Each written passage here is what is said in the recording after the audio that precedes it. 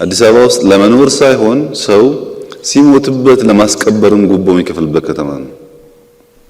ማስቀበሪያውም ጣጣ ነው እንኳን መኖር ቀርቶ።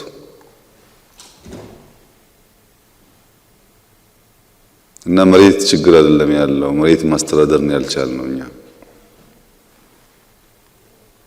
በእናንተው መሬት በእናንተው ባንክ ሀብት የፈጠሩ ሰዎች ዩቲዩብ እየቀለቡ አጀንዳ እየፈጠሩ የሚረብሹበት፣ ሌብነታቸውና ሀብታቸው እንዲደበቅ ህዝቡን የሚያምሱበት፣ ምስኪኑ ድሃ ደግሞ የሚሰቃይበት ከተማ ነው።